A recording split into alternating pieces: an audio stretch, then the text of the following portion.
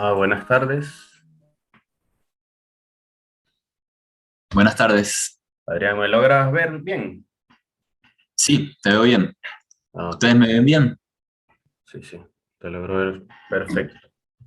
Este, se me veía la imagen pegada, pero creo que si por allá se me ve bien, todo podemos iniciar. Bueno, Adrián, te comento. Eh, Estamos realizando, vamos a comenzar, digamos, primero, pues bueno, agradecer tu participación como ponente de estos eventos.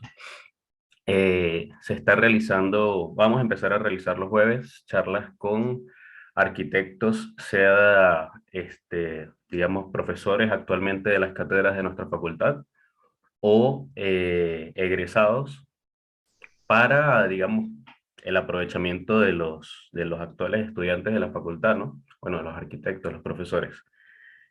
Nos pareció interesante, pues bueno, llamar a ciertos ponentes para, pues bueno, hablar precisamente, hacer un conversatorio, una charla de ciertos temas específicos sobre la arquitectura, ¿no?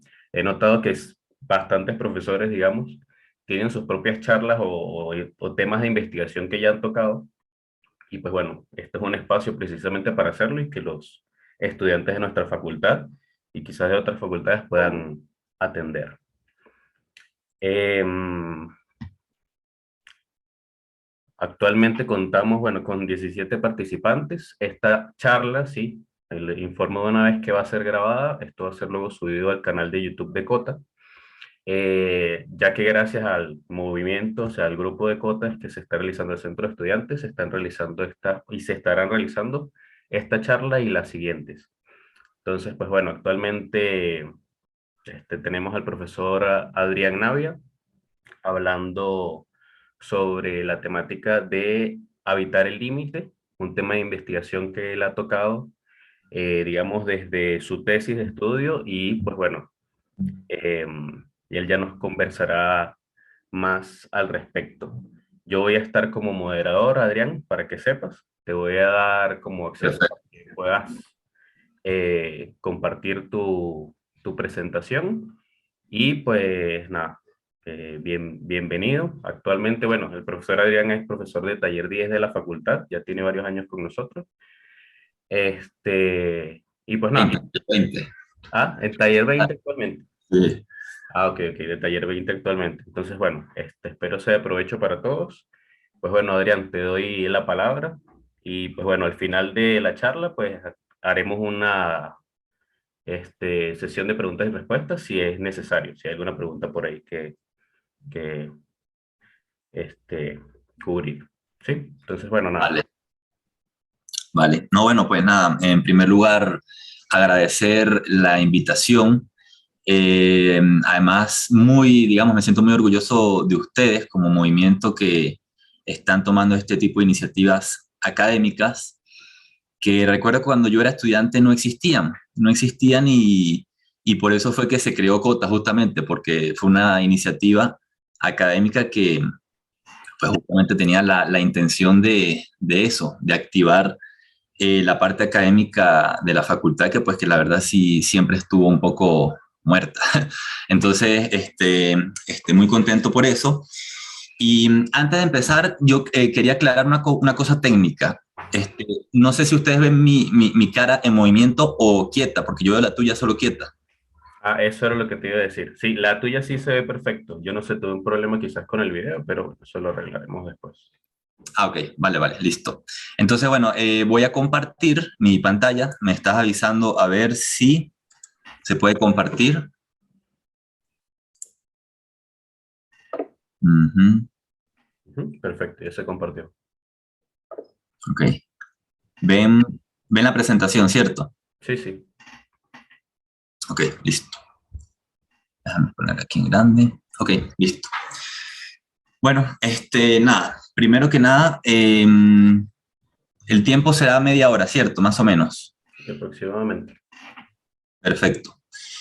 Bueno, lo primero que quiero mencionar o acotar tiene que ver con el origen de esta investigación.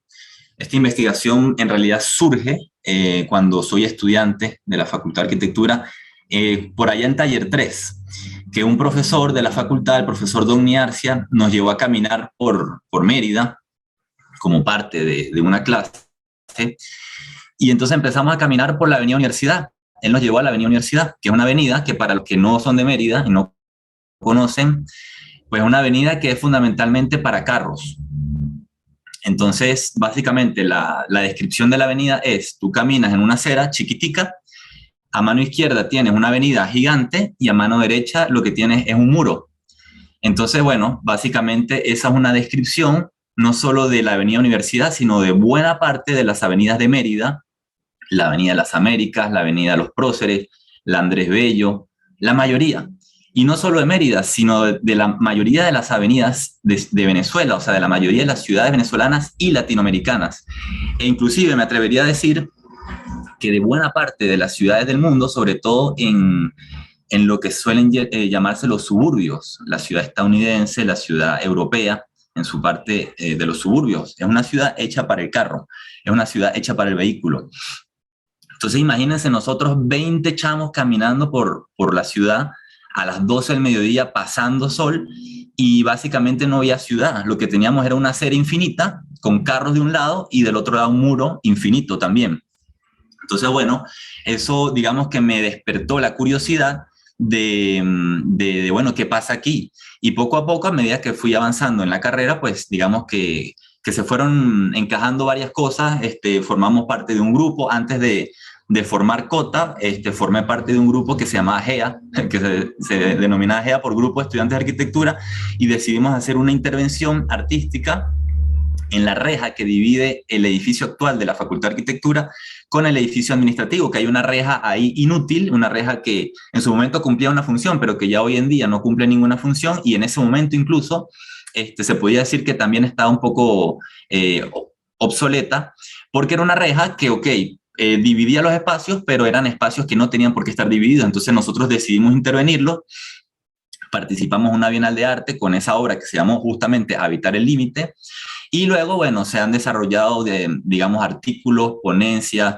Participé en el Encuentro Latinoamericano de Estudiantes de Arquitectura con justamente esa ponencia que se llamaba Habitar el Límite, que fue ponencia ganadora, y finalmente lo desarrollé con mi trabajo especial de grado de arquitectura, y ya como profesor lo he venido poniendo en práctica como ejercicios de taller de diseño.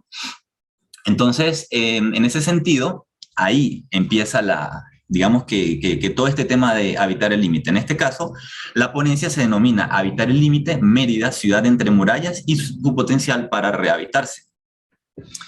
Entonces, fíjense, esta imagen es muy sugerente porque es una imagen en la Avenida Los Próceres de un muro, de uno de esos famosos muros eternos, y el espacio, cuando suele describirse o darse de esta manera, pues se presta para que no se habite, justamente para que no se habite.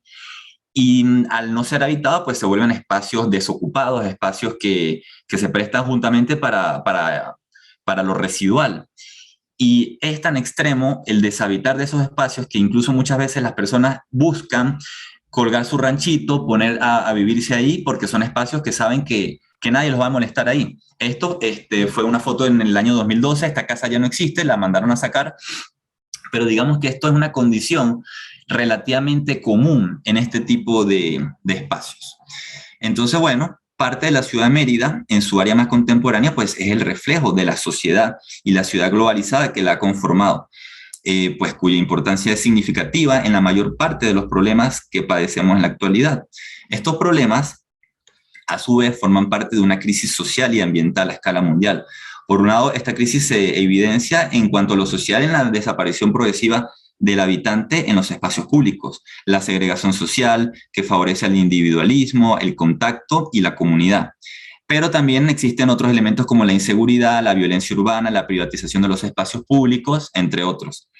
Entonces, bueno, en ese sentido, digamos que la frase ciudad entre murallas se utiliza para repensar el fenómeno referido a ciertos límites como muros o rejas en la ciudad que se manifiestan como espacios residuales que han sido concebidos como una respuesta funcional a algunos de los problemas de nuestra ciudad, tales como la inseguridad, la segregación social, entre otros. Por ejemplo, esta imagen es en La Hechicera, es el típico edificio de vivienda de interés social que, como todos los edificios que se inician haciendo sin muros, pues terminan amurallándose como el resto de la ciudad ante los problemas de violencia, etcétera. O sea, es normal que la gente quiera protegerse, pero digamos que esa respuesta quizá no es la más idónea, o la respuesta genera otra serie de elementos que son negativos para la ciudad. Entonces nosotros como arquitectos la idea es cómo repensamos eso para mejorar la ciudad sin quitarle la seguridad a la gente, porque pues tampoco es la idea.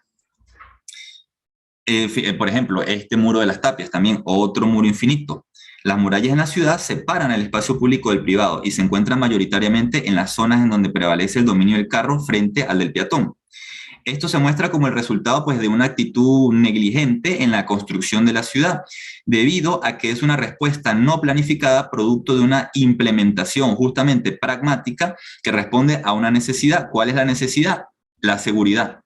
En este sentido, este tipo de murallas nunca serán creadas para hacer una representación simbólica. El concepto de habitar se piensa a partir del texto de Martin Heidegger, Construir, Habitar, Pensar, que por cierto es un texto de 1951, o sea, súper viejo. Se entiende el texto como una crítica a la sociedad del momento estamos hablando de los años 50, la cual todavía se encuentra vigente, año 2022, y puede ser utilizada para pensar la ciudad contemporánea replanteando la realidad problemática de las murallas en su condición de fragilidad y posibilitador del habitar. Justamente esta es la intervención que mencioné previamente, que es pues lo que se hizo en la reja de la facultad, que más adelante pues lo explicaré con un poquito más de detenimiento.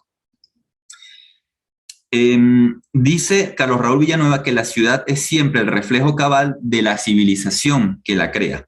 La ciudad, por sobre todas las cosas, pues es la consideración de un hecho social. Es la mejor evidencia de que el ser humano es un ser social y que habita, valga la redundancia, en sociedad. La palabra sociedad proviene del latín societas, que significa asociación, de socius, que quiere decir socio, aliado o compañero. Esto indica claramente que la ciudad debe ser un espacio para la asociación, en donde sus habitantes deben mostrar colaboración y relación. Estas características son las mismas que fundamentan la relación entre las personas. De este modo se evidencia que la relación fundamental que hay entre la ciudad y el hombre es lo social. El origen etimológico de la palabra ciudad justamente viene de civis, de ciudadano, que es el que tiene el derecho justamente de ser un ciudadano.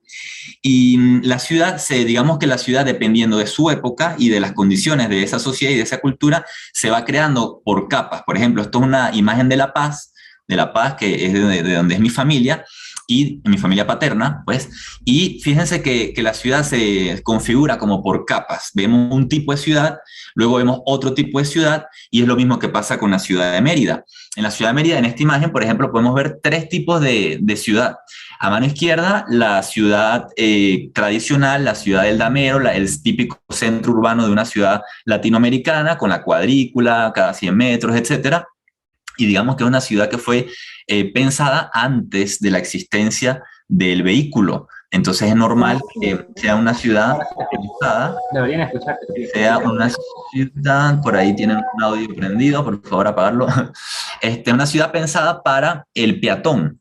Es una ciudad de hecho que es habitable, es muy habitable. A mano derecha tenemos la ciudad moderna, que es la ciudad del vehículo, que es la ciudad del carro, de la máquina. Y en el centro vemos la ciudad marginada, que es el típico barrio, comuna, favela, como se le quiera llamar, dependiendo del sitio, pero que es básicamente la ciudad pues marginada y no planificada. Entonces vemos tres modelos de ciudad, los cuales además tenemos la suerte en la ciudad de Mérida de poder verlos, apreciarlos en un punto clave de la ciudad, que es el viaducto, el viaducto Campo Elías, el primer viaducto. Si nos ponemos en el viaducto, que es lo que se ve en el medio, vemos hacia la izquierda, vemos la ciudad tradicional del centro, vemos hacia la derecha, vemos la Avenida Las Américas, la típica ciudad de cajones, donde vive la gente y hecha para el carro, con avenidas grandes, y vemos hacia abajo, la ciudad abajo, que está con el río, y vemos al barrio Pueblo Nuevo, con sus características de ciudad, pues justamente no planificada. Entonces, tenemos, digamos que los habitantes sin ciudad, o la ciudad como un ente agresor. En este sentido, Manuel Delgado habla de la no ciudad, que es un universo de casas unifamiliares aisladas o adosadas, donde tenía lugar una vida privada que despreciaba la calle como un lugar de encuentro, que abusaba del automóvil y que para los únicos espacios públicos eran poco más que los shopping y las áreas de servicio de las autopistas. Entonces, en este sentido, nos conseguimos con una ciudad pues, que pierde los componentes urbanos, pierde el mobiliario urbano, que se muestra serializada, en donde el habitante pierde su identidad y se muestra como un elemento más de la masa, como si fuese un producto serializado, y eso mismo pasa también con las viviendas que por ejemplo, esta imagen es de México, se muestran como un montón de viviendas, todas muy bonitas, todas igualitas, pero que pues de algún modo parece que perdieran la identidad, que fuesen un elemento creado en una fábrica china. La ciudad también en donde el espacio público se pierde o se enreja o se privatiza, y esta que es una, digamos, una imagen muy sugerente porque es seguramente el espacio, lo que era el espacio más, yo diría, exitoso como edificio público del centro urbano de Mérida, que era un espacio donde, bueno, la misma topografía, las mismas escaleras se prestaba para que se habitara siempre, se generara incluso un pequeño mercado informal, y luego se enrejó, se le puso su reja y se mató, se asesinó el espacio como espacio público o como las posibilidades de espacio público. Entonces, bueno, eso es parte de lo que suele ocurrir. Luego tenemos como una respuesta a este tipo de ciudad, pues la ciudad llamada la no ciudad o la ciudad de los no lugares, que es una propuesta que hace un sociólogo, Marc Augé, que es francés en los años 70 y 80, que habla de espacios como el centro comercial, como las autopistas, o como algunos espacios residenciales, o como los aeropuertos, que son espacios sin identidad. Y yo creo que eso se ve en esta imagen muy claramente, que tenemos a un centro comercial en Caracas, Venezuela, y a un centro comercial en Yakarta, Indonesia. Entonces yo pegué las dos fotos y le agregué, o sea, como que acomodé los tamaños y pareciera que es el mismo espacio. O sea, pareciera que es el mismo espacio cuando está en dos continentes diferentes con dos culturas totalmente diferentes, pero es un no lugar, porque es un lugar en donde cuando tú estás dentro de ese lugar, pues pierdes la sensación de identidad y la sensación de lugar, te deslocalizas. En ese sentido, si la ciudad se entiende como la creación del hombre en cuyo sitio pueden asociarse, colaborar y relacionarse entre sus semejantes, parece ser que esa noción de ciudad se está perdiendo rápidamente. Ya Lafebvre intuía esto refiriéndose al predominio de la dimensión funcional frente a lo social. Él dice o decía que las diversas formas de segregación espontánea y planificada conducirán a la exclusión de poblaciones enteras y a la desintegración de la ciudad como proyecto colectivo. La ciudad se convierte en el frente estratégico en donde el reparto del espacio en diferentes estratos, como se habla en Colombia, conduce a la destrucción de la actividad social y de la vida y de la mente. Incluso, claro, es una noción súper distópica, pero bueno, que un poco pareciera que estamos llegando a eso. Ejemplo de esto, por lo menos aquí en Mérida, tendríamos el Rodeo o esta típica ciudad de China que pareciera que no tiene identidad y que parece ser también parte de un producto serializado sacado de una fábrica del mismo espacio. Aquí vemos las dos imágenes juntas de la Biblioteca Bolivariana, antes y el después, y además tomada en un lunes a la misma hora, más o menos en la misma fecha del año, que es por diciembre, y se ve claramente el cambio del habitar del lugar.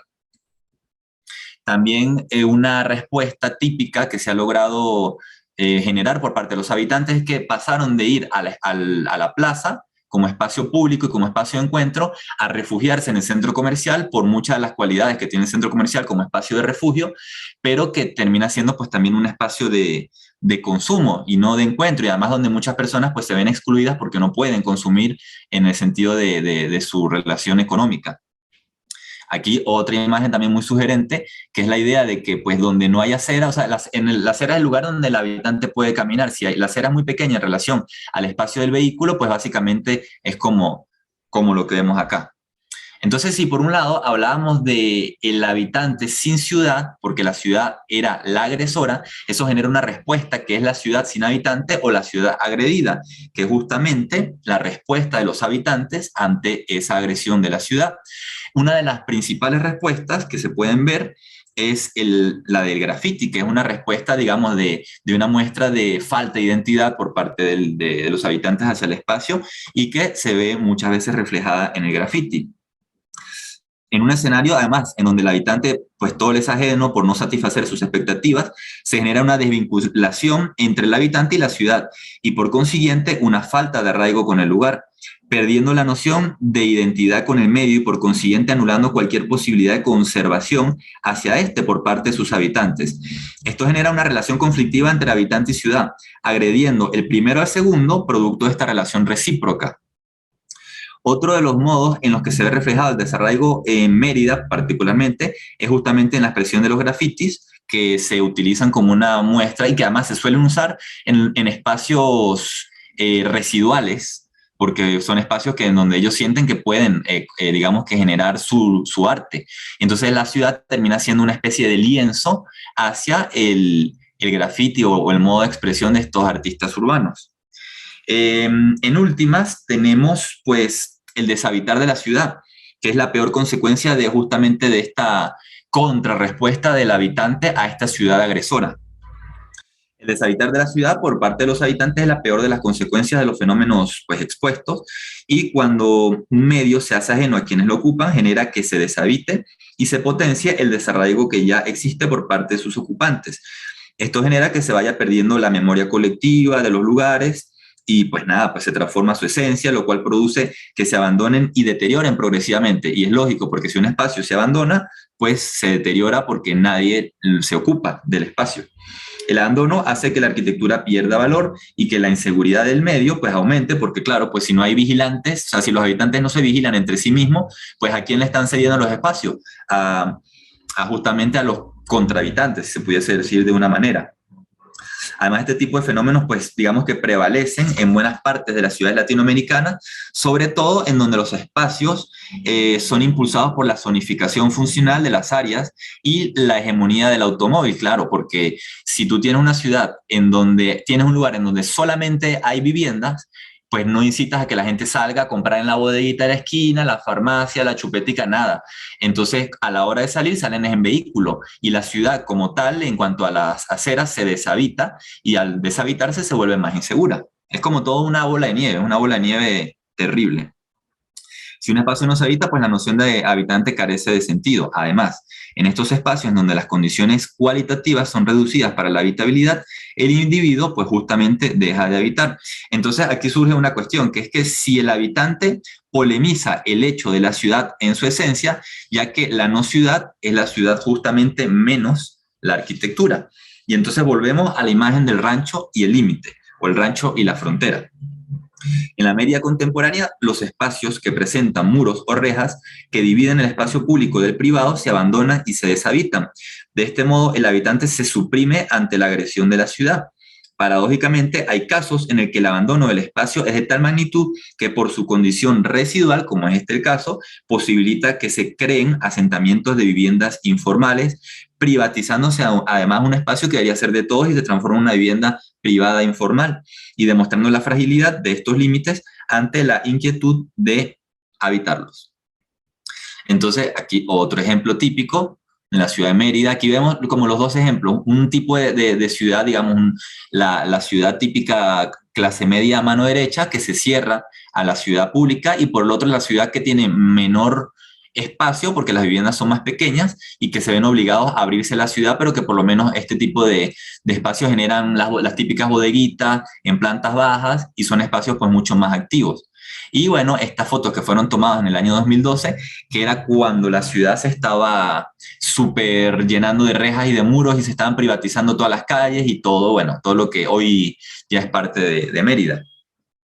Entonces, bueno, habitar el límite, que es ante este panorama distópico, poco alentador, negativista, ¿qué se puede hacer? Porque si solamente nos dedicamos a criticar y cuestionar, pues bueno, como arquitectos creo que la idea es siempre buscar propuestas y maneras alternativas de tratar de solventar los problemas. Además, particularmente en este tema, creo que los arquitectos tenemos una posibilidad muy grande, que es que como es un espacio que es tan recurrente en la ciudad, porque pues se repite el fenómeno del muro en todos lados, pues se pudiesen generar quizás respuestas tipológicas que pudiesen apropiarse de esta problemática y responder positivamente.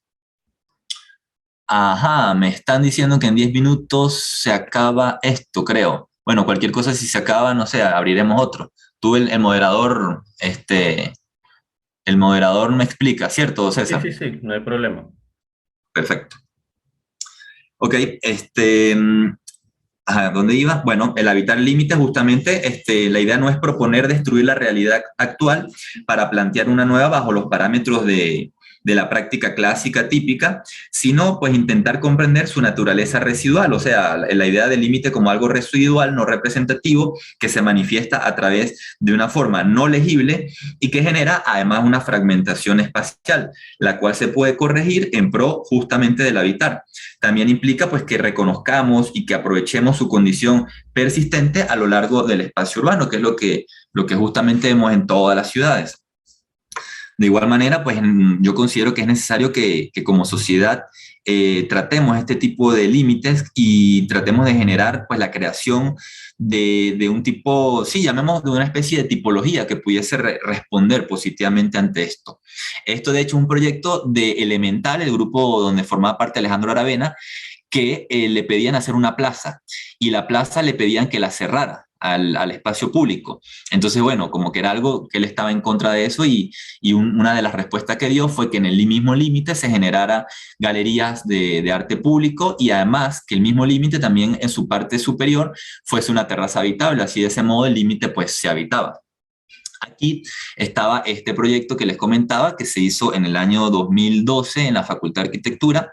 Surgió justamente de esto que fue tan bonito, una experiencia muy bonita de un grupo de amigos que decidimos reunirnos y crear GEA, que era el Grupo de Estudiantes de Arquitectura, y que luego se transformó en COTA, por cierto, que de aquí, en esta foto vemos a Emanuel, Alfonso, Alberto, que luego formamos parte de COTA, pero también habían otro grupo de personas que pues bueno, fue súper interesante esa iniciativa y vimos el problema de la reja. Y el problema de la reja y de un edificio que estaba cerrado, inútil, o sea, que era un edificio que tenía posibilidades de habitar, pero que estaba imposibilitado por esa reja. Entonces, bueno, aprovechamos que se dio la Bienal de Arte y decidimos meter el proyecto, lo construimos e intervinimos la reja. Entonces era muy interesante porque era un espacio que incitaba a que la gente se sentara, que habitara el límite justamente. Pero por otro lado teníamos parte de la propuesta del otro lado del límite, como para rechinar el tema de que hay una parte de la propuesta que no se puede habitar porque justamente el límite te condiciona. Entonces era como una especie de incitar a las masas a tumbar la reja o a quemarla, no sé, bueno, al final no se dio y no digo que quiera que se haga, porque además, ojo, estoy a punto de concursar y la idea no es ahorita generarme enemigos, pero bueno, en ese momento uno era más rebelde y lanzaba esas cosas. Entonces era muy interesante porque tú entrabas a la facultad y se generaban tres planos situacionales. El primero, en el cual veías la obra al final y era como el plano 2D, como la obra como una pintura. Entonces eso te incitaba a acercarte poco a poco, y pues al final la obra iba adquiriendo condiciones de tridimensionalidad. Entonces en ese momento era cuando la obra no se veía como una pintura, sino como una escultura, porque era una obra que se podía apreciar en su tridimensionalidad y que todavía no estabas habitándola, o sea, no llegabas hasta el punto de ella, pero igual te incitaba. Y finalmente, el plano número 1, que es el habitar. Si el tercero era la pintura, el segundo la escultura, el primero es la arquitectura, el habitar del límite. Entonces, bueno, ahí al principio llamaba la atención, las pasantes ahí preguntando qué era eso, y de repente se sentaron a echar cuentas, a hablar de los novios, luego llegó aquí el otro también para ver, este sí no se quiso sentar porque no tenía nadie con quien hablar, luego llegó mi amigo que le gustaba hablar con las chicas y se sentó con ellas, y luego de repente un día nos conseguimos pues este tipo de cosas que digamos incluso fueron mucho más interesantes que nosotros no planificamos, o sea que la misma respuesta incentivó a que se generara el habitar justamente del límite. Y por último, vamos a ver si con estos 5 minutos que quedan puedo explicarlo rápidamente. Mi proyecto de grado, que fue en la residencia Domingo Salazar, donde también había una reja, no, igual que en el resto de Mérida. De hecho, me costó mucho seleccionar el espacio porque habían por lo menos 14 espacios con las mismas condiciones y el mismo potencial que la Domingo Salazar. Y bueno, básicamente la idea era generar una galería comercial que luego pudiese ser otro tipo de cosas y que poco a poco se fue desarrollando como un proyecto un poco más complejo y que incluso a mano derecha tenían en parte de ese límite un anfiteatro, como un pequeño anfiteatro que aprovechaba la topografía, galerías comerciales, también la posibilidad de habitar parte de la cubierta de ese mismo límite, como lo hizo el mismo Grupo Elemental. Y finalmente un esquema, este esquema que creo que es el más sugerente, en el cual vemos a la izquierda en vino tinto lo que era la acera anterior, luego la decisión de ampliar el espacio público, porque el espacio público es justamente el espacio democrático por excelencia, el espacio en donde las personas se relacionan y son ciudadanos. Luego el espacio debajo de la galería cubierta, que era un espacio comercial que a su vez incentivaba el habitar del espacio público, porque ya no caminabas y te conseguías un muro, sino caminabas y te conseguías un comercio. Entonces eso incentivaba que las personas caminaran por ahí. La galería cubierta en la parte de arriba, en este caso particular, aprovechando la topografía del lugar, y finalmente pues una plaza central ya hacia adentro de la Domingo Salazar. Entonces digamos que tenemos un espacio que solamente era ocupado por habitantes de la Domingo Salazar y otro espacio que solamente es ocupado por los habitantes de Mérida, o sea, del espacio público, por cualquier habitante, pero la seguridad sigue existiendo, que es lo importante. Y bueno, también digamos que la idea de que ya sea adentro, ya producto, esto ya no de habitar el límite, sino de las necesidades que tenían las personas de esa residencia, que tenían un CDI, que tenían una guardería, que tenían una pequeña biblioteca, pero la tenían dentro de los apartamentos. Entonces bueno, se les brindó el espacio en donde pudiesen desarrollar esas actividades. Y además, como son personas que creen en todo esto de la democracia participativa, de reunirse y de tomar las decisiones entre todos, pues bueno, se le hizo un espacio que además jerárquicamente es el punto focal en la parte de arriba, que es como esta especie de platillo volador, que a su vez sirve como elemento geométrico articulador entre el ángulo de la avenida de Alberto Carnevali y el ángulo de la residencia Domingo Salazar, que es un ángulo que está tomado en base al norte. En cambio, de la de Alberto Carnevali, pues un ángulo funcional que piensa en la vía. Entonces, claro, el círculo es el elemento clave para articular diferentes ángulos. Y bueno, la típica imagen de las terracitas, en este caso un pequeño homenaje a Soto, al maestro Soto, con un elemento que yo denomino impenetrable, porque Soto tiene los típicos penetrables, que eran estos elementos parecidos al de la izquierda, que la gente podía entrar y sonaban y tal. Bueno, en este caso es lo mismo, pero el elemento está amarrado en la base y entonces la gente no puede entrar, pero digamos que es un elemento que de algún modo es sugerente y es un elemento que por lo menos plantea algún tipo de estímulo visual a diferencia de simplemente un muro.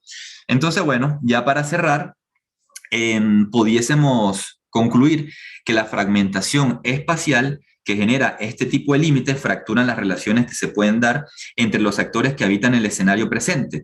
Esta condición negativa posibilita la oportunidad, lo cual es paradójico, por cierto, de romper esa fragmentación e incluso utilizar ese espacio fraccionado como un nuevo espacio con las cualidades de habitabilidad que permiten reconstruir los vínculos comunitarios y el habitar del hombre.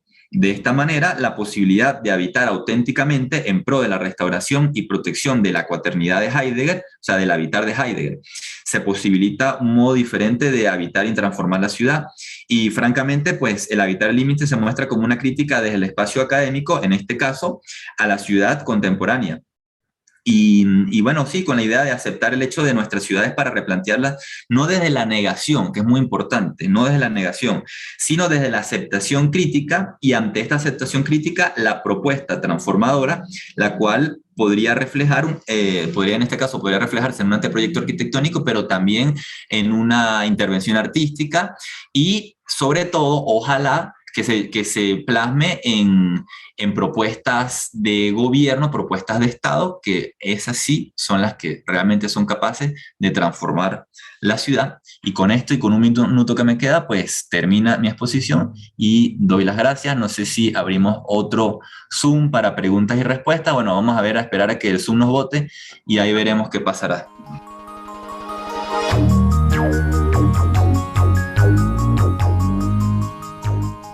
Sí, vamos a dar chance que la gente se termine de conectar.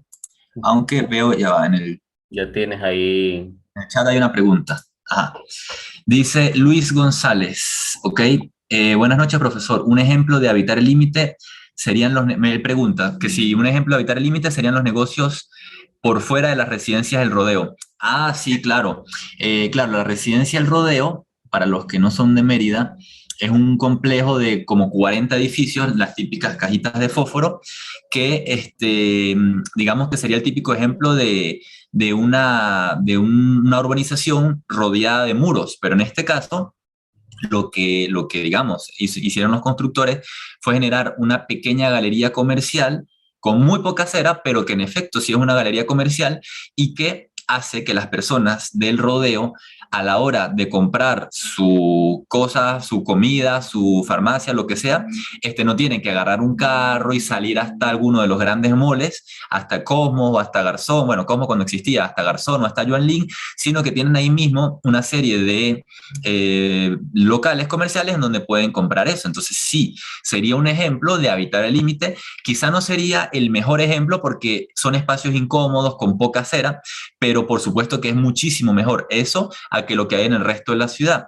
Si pudiésemos buscar algún otro ejemplo, quizá un poco más favorable en relación al habitar el límite que se genera ahí en el rodeo, pero de un modo un poco más óptimo, yo pudiese hablar de el centro comercial pequeño que está en Altos de Santa María por la Vuelta de Lola, que se llama justamente Altos de Santa María, que es un límite de la urbanización Altos de Santa María. En este caso el límite pues es un pequeño centro comercial de 2 niveles que se abre hacia la calle, hacia la ciudad, y que genera justamente pues una serie de locales comerciales mucho más cómodos donde las personas pues pueden ir y acceder. Otro ejemplo también similar pudiese ser el centro comercial que hay en la residencia La Hechicera, que también es digamos que es una galería comercial de 2 o 3 niveles y que va descendiendo con la topografía y que pues es mucho más cómodo y amigable. Pero sí, sí, es muy buena pregunta porque justamente esa es la idea, esa es la intención, que a través de la arquitectura se puedan proponer en este tipo de espacios este tipo de soluciones. Entonces, claro, tenemos por un lado las murallas que se forman en las residencias de edificios altos, bueno, altos entre comillas, de 10 pisos, como aquí en Mérida, 7, 8 pisos, pero que dan la posibilidad de que se genere una galería comercial con esas características, como la del Rodeo, la de Altos de Santa María o la de La Hechicera. Pero luego, por otro lado, tenemos el caso de las viviendas unifamiliares típicas de urbanizaciones como La Mara, como Belenzate, como la Santa María, etcétera, etcétera. Entonces, en esos casos está, digamos, la parte que se cierra a las avenidas arteriales, que son los típicos muros infinitos, como los que conseguimos en la avenida Andrés Bello, pero por otro lado tenemos también los muros que se generan dentro de la urbanización. La urbanización también se cierra y en los retiros lo que se suele generar son un montón de murallas gigantescas. Vamos a ver si por aquí tengo alguna imagen de la presentación que pudiésemos ver para eso. Ajá, esta imagen pudiese servir. Bueno, aquí está el rodeo. No, yo creo que hay otras mejores por aquí. Sí, digamos que pudiese servir esta. Voy a compartir mi imagen. Ok, ok, ok. Ajá, aquí tenemos, sí, sí ven mi imagen, ¿verdad? Va en la cámara. Sí, sí, sí, sí. Aquí tenemos dos ejemplos. A mano izquierda, arriba, el típico caso de los edificios en La Hechicera que pudiesen generar eso, a lo mejor una pequeña galería comercial. Pero luego tenemos las típicas casas, como esa abajo de la del techo verde puntiagudo, que es una muralla, o sea, es literalmente una muralla. Entonces, en esos casos, yo lo que veo que puede ser una solución, aunque evidentemente pues cada quien es libre de hacer con su parcela lo que quiera, pero yo creo que a nivel de normativa pudiese estimularse algún tipo de solución para estos retiros, porque al final es un tema de los retiros, cómo se ocupan los retiros. Solamente se le pone un muro gigantesco o entre el muro y lo público se genera algún tipo de elemento que active la ciudad. Entonces, en este caso, yo creo que si el retiro se le puede dar una condición digamos, de una especie de pequeño local comercial, como el típico que se genera en lugares como La Milagrosa, que son pequeñas bodegas pues yo creo que eso puede servir, porque ya hace que por lo menos se estimule a que el habitante salga y camine esos espacios, porque esos espacios son absolutamente solos. De hecho, en las fotos que muestro no es casual que no haya nadie caminando, porque en esos espacios nadie camina. Ahorita la gente camina porque no tiene gasolina, porque hay mal transporte, pero no es lo natural de esta ciudad, pues.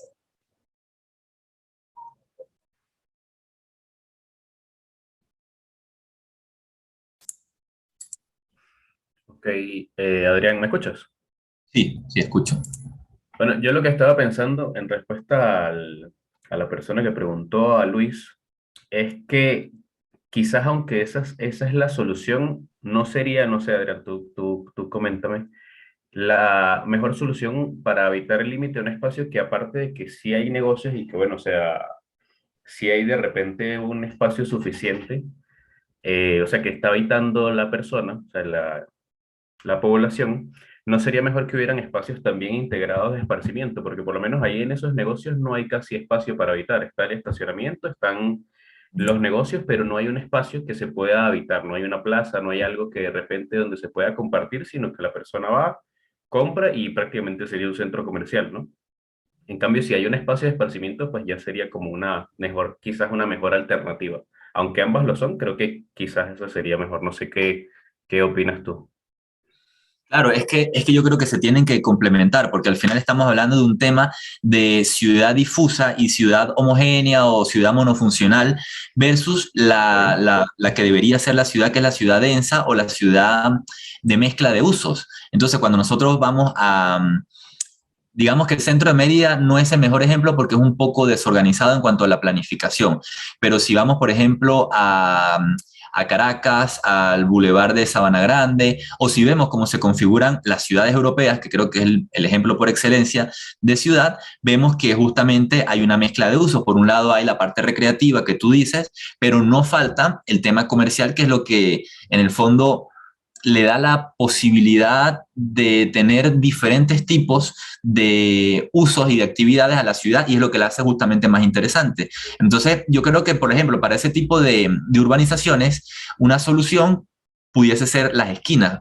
De repente tratar las esquinas para espacios, como tú dices, recreativos. Incluso hay un ejemplo muy bueno que se dio luego de la Segunda Guerra Mundial en Holanda, con ciudades que habían quedado destruidas, y entonces espacios que se consideran espacios residuales se terminaron usando sobre todo para espacios, para pequeños parques para niños, y además parques hechos de una manera muy elemental, muy barata, con elementos casi como residuos de guerra, entonces con tubos y tal. Pero claro, es que uno le da a un niño una rampa y eso se transforma en un mundo de juegos. Uno le da a un niño un tubo con, no sé, con unos colorcitos y eso se transforma también en un universo. Entonces no es tan difícil, no es caro. No, la excusa no es la crisis, la excusa no es que somos subdesarrollados, que vivimos en Latinoamérica o que nada. Lo único es un tema de planificación, como parece ser que a nivel de planificación no se quiere, no hay una actitud, digamos, no ha habido una actitud en los últimos 20, 30 años, pues yo diría que entonces nosotros como arquitectos tenemos que intentar jugar con los pequeños huecos o espacios que la legalidad nos permite para hacer este tipo de planteamientos, diría yo. Eso sería una propuesta quizá muy individualista o más que individualista, muy segregada. Para eso sería interesante a lo mejor un colegio de arquitectos que se pueda utilizar para reunir este tipo de propuestas y que luego desde un movimiento logren surgir las iniciativas. Pero claro, para eso hacen falta movimientos, para eso hace falta organización, fundamentalmente organización. Y como gremio, pues evidentemente estamos poco organizados. Una cosa que también incluso se reflejaba en la Facultad de Arquitectura, en la parte estudiantil, cuando yo estudiaba, cuando entré a la facultad, era que, claro, que uno veía los típicos movimientos convencionales, tradicionales, que eran como pequeñas sucursales de los partidos políticos tradicionales, y no parecía haber como una iniciativa como esta, por ejemplo, para mejorar las cosas desde el punto de vista de la academia, para generar pequeños espacios, cosas mínimas, porque al final no se plantea cambiar la sociedad, salvar al mundo, no. Es cómo nosotros podemos, con poquitos, digamos, con granitos de arena, formar parte de justamente la transformación. Y por eso surge Cota. O sea, Cota, ¿qué es? Es una respuesta a esa falta de espacios políticos, de espacios académicos por parte de la dirigencia estudiantil tradicional y se forja como un movimiento estudiantil nuevo, y es por eso que en las elecciones arrasa siempre y duplica a los siguientes. Es por eso, porque es una organización muy elemental. O sea, yo los felicito a ustedes porque ustedes son un movimiento increíble, pero al final son una pequeña organización. Entonces yo lo que digo es que si con una pequeña organización se puede lograr todo lo que ustedes han logrado y lo que se ha venido logrando desde la creación del movimiento, imagínense con una gran organización de gremios venezolanos, de gremios por lo menos en el estado de Mérida, que pudiesen aportar eso. Entonces ahí es que se demuestra que con organización y con ganas se pueden hacer las cosas. Lo mismo para la ciudad y lo mismo para la arquitectura. Ajá, tenemos otra pregunta por aquí. Por parte de Marianni Sosa. Dice, profe, pero los negocios, sitios de venta y consumo en estos límites no se convertirían entonces en no lugares. Ah, muy buena pregunta. Lo que pasa es que, claro, yo no definí bien qué son los no lugares. Los no lugares es una propuesta teórica de Marc Aullier, que es un sociólogo francés que escribió un libro que se llama El no lugar en los años 70, finales de los años 70. Y fue una propuesta que tuvo mucha cabida, o sea, que impactó mucho a la arquitectura en los años 80 y 90, incluso hasta los 2000 todavía. Entonces, básicamente, él define que hay cierto tipo de espacios que carecen de identidad, que son espacios tipológicos que se crean en cualquier lugar del mundo, del planeta, y que carecen de identidad. Entonces, ante tu respuesta, o sea, ante tu pregunta, que me preguntas que si esos negocios se transformarían en no lugares, pues no, porque si un negocio está dentro de una ciudad o forma parte digamos, está conectado al espacio público de una ciudad al aire libre, pues es un negocio que tiene la identidad que tiene la ciudad, que tiene un entorno que se adapta arquitectónicamente a un entorno ambiental, a un entorno cultural, a un montón de elementos. En cambio, cuando tenemos los no lugares, por ejemplo, ejemplos de no lugar, un aeropuerto, todos los aeropuertos, tú estás dentro de un aeropuerto y todos son relativamente parecidos. Hagamos un ejemplo hipotético loco. Si nosotros nos ponemos dentro de un aeropuerto y viene Goku, y Goku con la teletransportación nos teletransporta a otro aeropuerto, nosotros no sabemos en dónde estamos. Quizás lo sabremos por alguna letra en árabe o en chino, pero no tenemos ni idea porque los aeropuertos son un tipo de arquitectura que no tiene identidad o que es la identidad de la globalización, una identidad muy internacional. Por eso son no lugares, porque son espacios arquitectónicos que están implementados en un sitio, pero que pareciera que no toman en cuenta el lugar para su diseño. Otro ejemplo, el centro comercial, con la imagen que puse en la que veía el centro comercial de Yakarta, Indonesia, y el centro comercial de Caracas, Venezuela. Y se fusionaban las imágenes y parecía que era lo mismo, porque no hay son espacios sin identidad.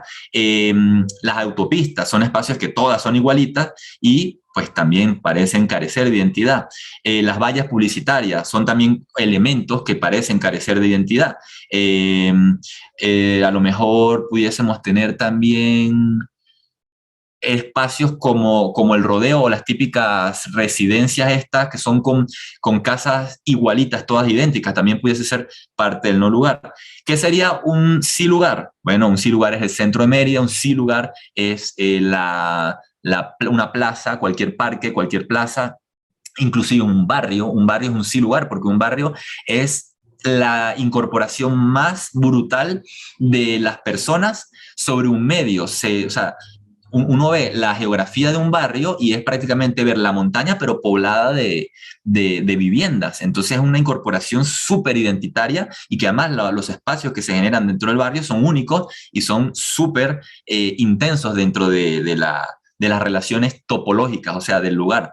Entonces tenemos como que esta diferenciación entre el no lugar y el sí lugar, porque en el fondo pues todo lo demás sí son lugares. Entonces justamente esa es como la definición que en realidad que no caractericé o que no definí muy claramente en la ponencia, pero que de esta manera la aclaro. Me gustó mucho la pregunta.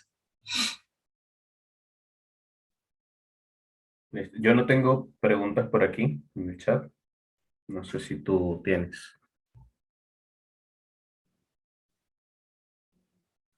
Ok, vamos a ver si alguien más se anima.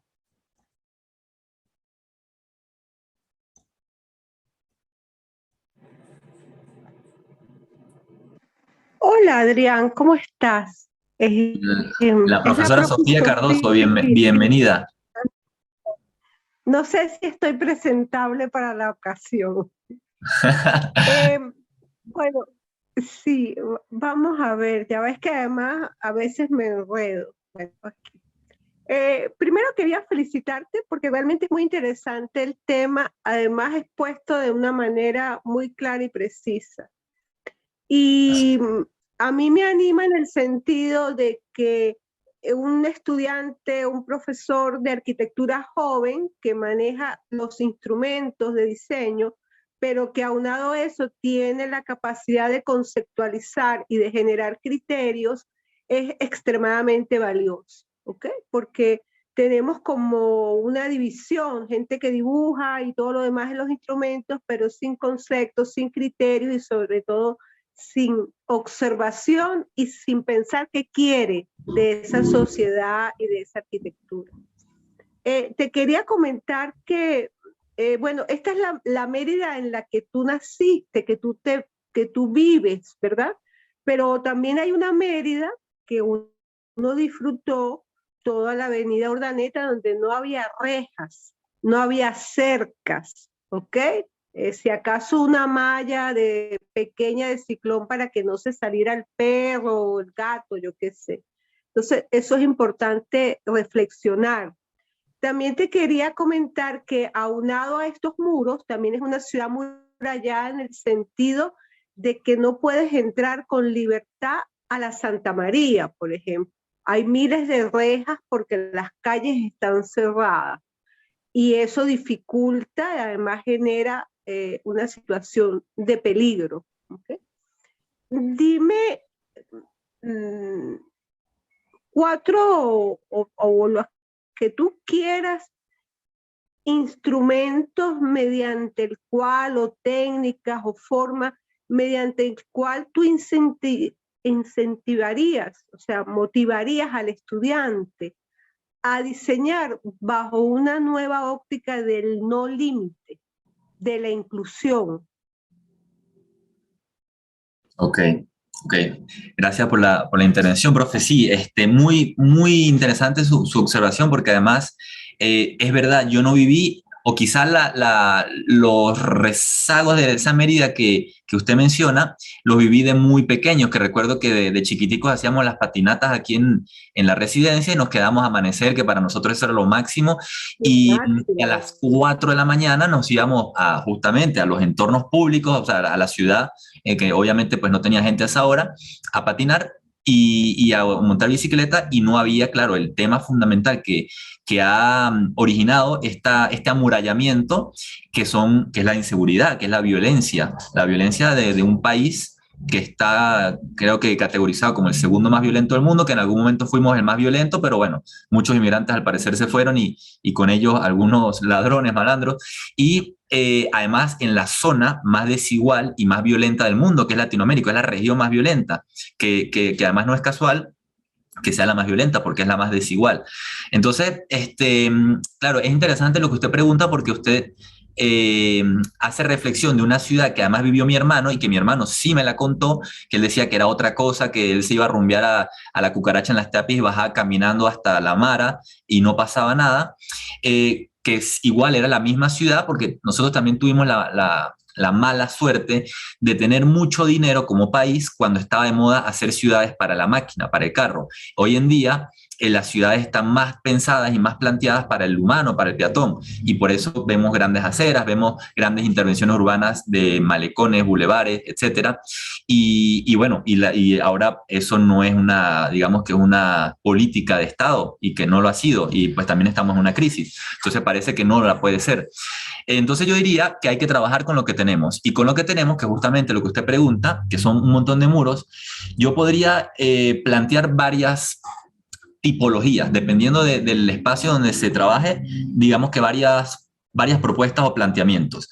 El primero, que es quizá el más fácil, entre comillas, de trabajar, porque son muros muy grandes, con grandes retiros y que dan la posibilidad para que se intervengan, que son los típicos muros de las residencias grandes, llámese residencia Monseñor Chacón, residencia Domingo Salazar, residencia Centenario, etcétera, etcétera, etcétera.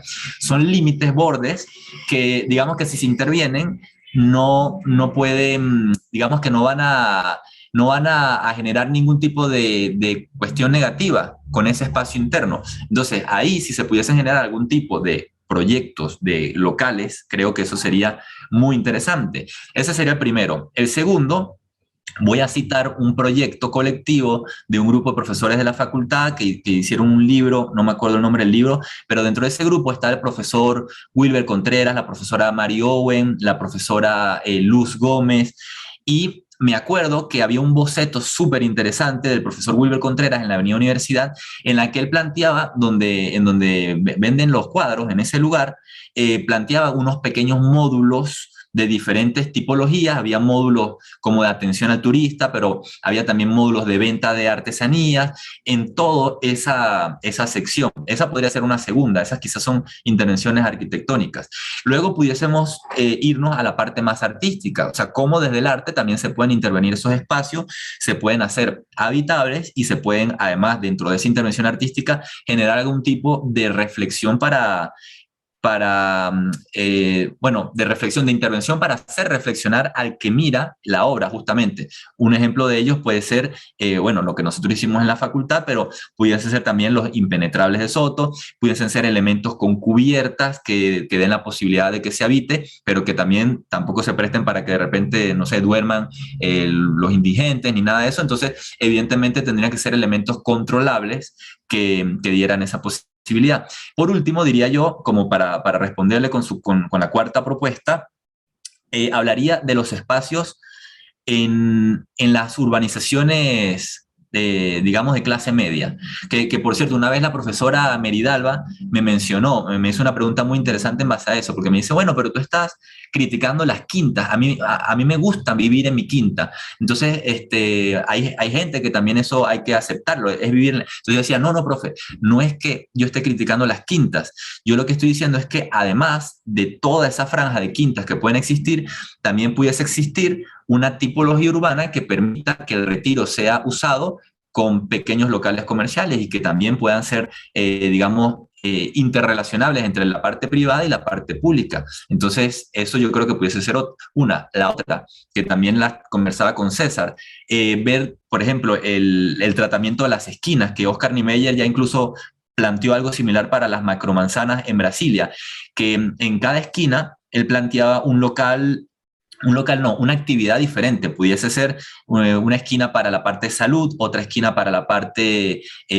comercial, otra esquina para la parte educativa. Entonces las esquinas creo que son elementos que tienen mucho potencial para prestarse incluso para la parte recreativa, para parques. Entonces yo creo que además del límite del muro, también pudiesen ser planteados elementos tipológicos urbanos, como por ejemplo las esquinas como posibles propuestas y soluciones ante este problema que es generalizado. Fíjate, para que no robar todo el tiempo, muchas gracias por tu respuesta. Hay varias cosas que hay que tener presente. Uno, la evolución histórica de la ciudad. Nosotros tenemos una ciudad fundacional con un esquema de damero, según las leyes de Indias, ¿verdad? El más osado plan urbanístico pensado, ¿ok?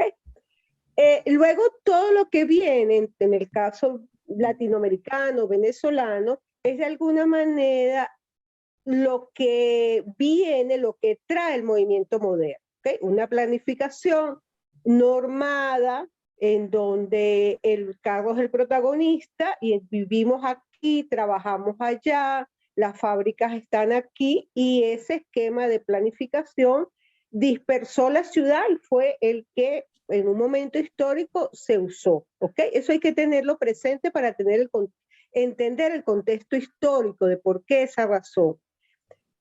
Yo quisiera hacer mucho hincapié en la necesidad de que el estudiante manejara eso, porque ahorita requerimos una ciudad sustentable, en donde es imprescindible mezclar clases sociales, espacios, ir a la bodega de la esquina, al preescolar que está más allá, ¿no? Entonces, un poquito que esos conceptos pueden abonar en el estudiante el entender y generar propuestas al respecto. Y lo otro, que fíjate, la excusa para el muro es la seguridad, entre comillas. Pero resulta que en la medida en que más aislado está el espacio público y menos presencia hago, está todo el mundo. ¿Okay? Claro. Medellín era una ciudad extremadamente peligrosa y a alguien se le ocurrió poner una escalera no sé dónde. Entonces, un poquito porque el estudiante, yo una vez tuve un estudiante que ahorita está de tesis, me hizo una casa bellísima en Taller 1, pero la casa tenía un muro inmenso en su maqueta. Y yo le pregunté a él, ¿por qué va a quitar el muro? O sea, el muro era parte de su casa. Bueno, Adrián, muchas gracias y que se repita y que sigas, como te digo, profundizando en tu tema. Y un abrazo a todos. Gracias a usted, profe, y le agradezco muchísimo esa intervención, esa última intervención que acaba de hacer, porque creo que termina de redondear justamente el tema de este fenómeno que pudiese llamarse límite al tópico. Lo trabaja José Ignacio Bielma desde la UCB, que le llama límite al tópico como otro espacio porque es un espacio diferente y un espacio a su vez con cualidades de mostrarse. No sé, ¿usted ve mi pantalla, profe? Sí, te veo el plano de Mérida. Ajá, sí, te veo a ti y veo acá como creo que son usos del suelo. Bueno, lo estoy viendo del celular, ¿no? Ajá, bueno. No, sí sirve, porque es un plano muy esquemático que justamente a propósito de lo que usted acaba de mencionar, pues claro, yo no lo quise mostrar en la presentación porque me iba a llevar mucho tiempo explicarlo, pero aprovechando su intervención me parece interesante mencionar. Claro, usted habla de la sustentabilidad y hay un libro de Richard Rogers que se llama Ciudades para un pequeño planeta, que él habla justamente de que las ciudades deberían ser como que elementos que pudiesen estar divididos como en pequeñas microciudades, y esas microciudades justamente son esas ciudades de mezcla de usos de las que usted habla. Entonces, cuando usted luego va a la parte del movimiento moderno, me parece también súper, ya 10 minutos, súper apropiado, porque al final, fíjese este plano de Mérida. En este plano de Mérida tenemos una división monofuncional en espacios como los que tenemos aquí donde yo tengo el ratón, que es la Mérida original, la Mérida hasta los años 50, que es justamente el damero, la ciudad tradicional, el centro, hecho por la Carta de Indias, etcétera. Y luego tenemos el resto de la ciudad que se creó entre los años 50 y hoy justamente. Y es la ciudad monofuncional, es la ciudad que está fundamentalmente planteada para áreas residenciales, porque obviamente es lo que más ocupa.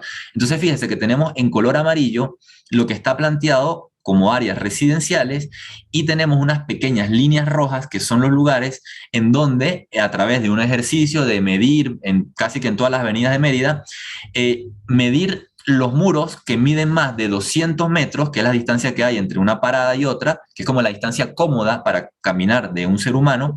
Y fíjense la cantidad de muros que existen solamente en las zonas con esta condición de ser amarillas o azules, que particularmente son, bueno, el aeropuerto, que son como los servicios aislados, llámese la Universidad de los Andes, llámese el aeropuerto, llámese el cementerio, que son como grandes espacios, pero que también forman parte de la ciudad monofuncional.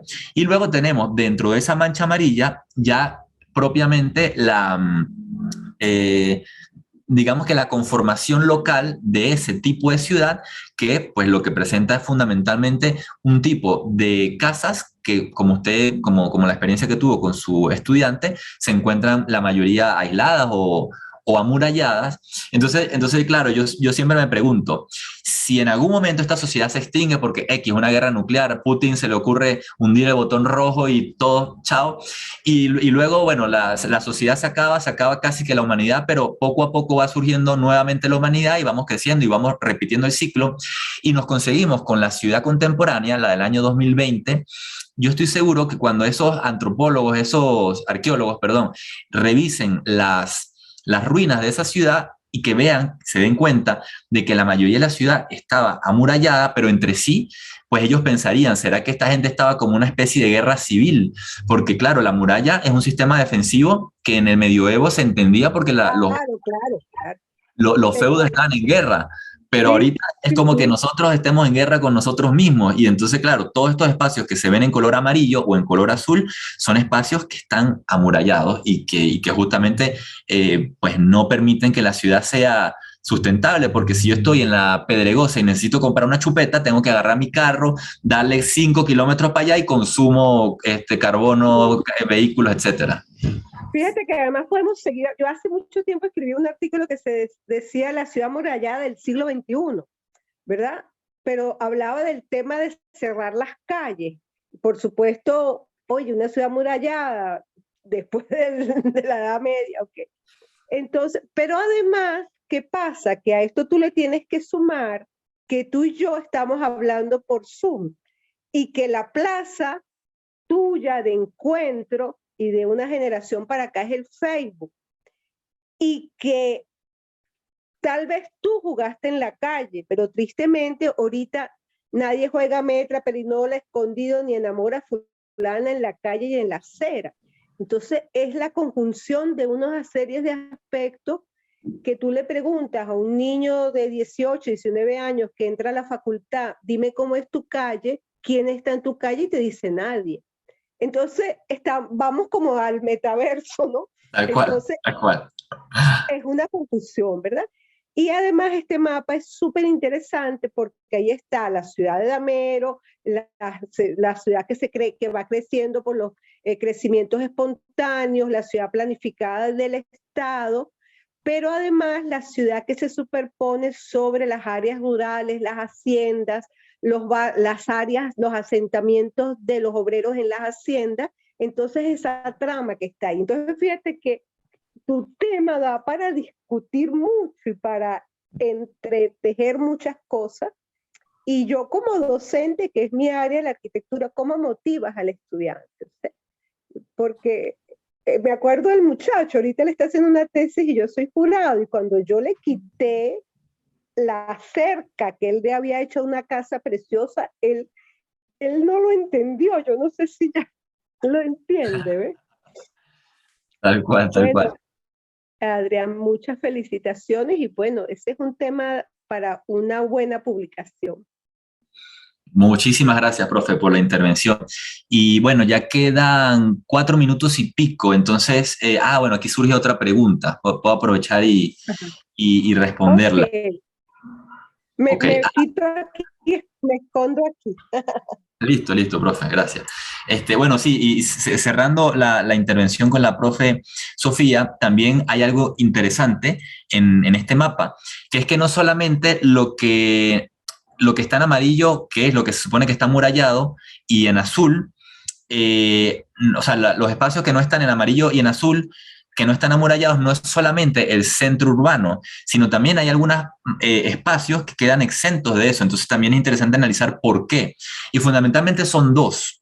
Son algunos sectores populares, como por ejemplo Santa Elena, que Santa Elena, pues evidentemente las personas tienen casas más pequeñas, y al tener casas más pequeñas pues no pueden darse el lujo de tener un retiro de 6 metros con respecto a la calle, y el retiro pues no existe en ese sentido, o es menor, y muchas veces dentro del retiro también la gente por un tema de la economía crea sus pequeños locales comerciales justamente en el frente de la vivienda.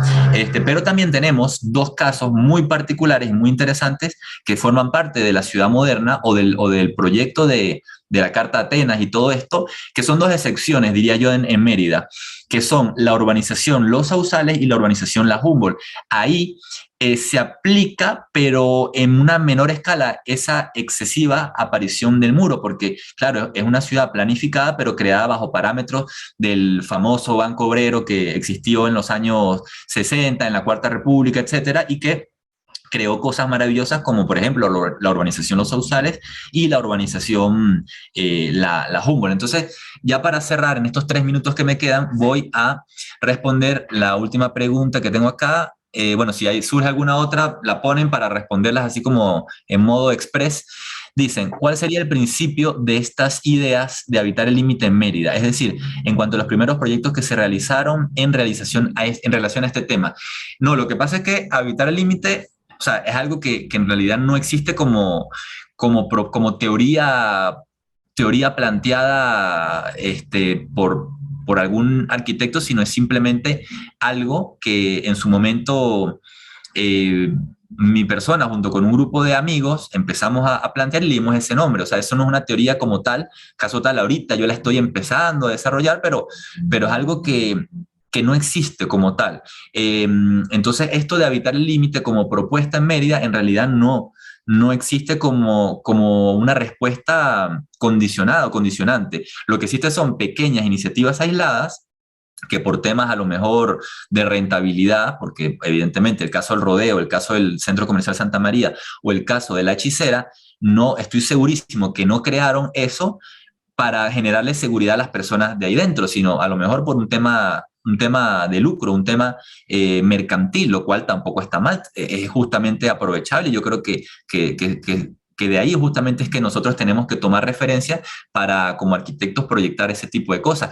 ¿Cómo convencer a un cliente de que haga eso? Bueno, pues le dices, mira, vas a tener 80 locales comerciales en esto que si no va a ser un muro que no te va a generar ningún tipo de rentabilidad, y en cambio vas a tener 80 locales comerciales que a lo mejor puedes retirarte 6 metros con respecto a la acera y dar una acera grande para que la gente pueda comprar y sea un espacio en donde la gente se reúna, y entonces los locales comerciales van a ser más caros y puedes alquilarlos, etcétera. Y bueno, ahí eso puede ser digamos que una estrategia de uno como arquitecto, convencer al cliente para hacer eso. Entonces, bueno, ya me queda un minutico antes. Una pregunta aquí violenta. Para evitar el límite, ¿es necesario plantear una mejor propuesta a la hora de tener en cuenta la seguridad y que no perjudique a la sociedad? Sí, justamente la propuesta de evitar el límite lo que intenta es mantener seguridad, pero de una manera más efectiva con respecto al espacio público, porque si solamente haces un muro, mantienes seguridad, pero luego en el fondo no mantiene seguridad en la parte pública porque es un espacio que termina abandonándose. En cambio, si tú tienes un local comercial, además de dar seguridad, configuras que un montón de personas estén viendo y lo que se suele llamar ojos en la calle, que es una manera de seguridad. Bueno, creo que se acabó el tiempo, así que en cualquier momento esto se corta. Gracias a todos. Genial.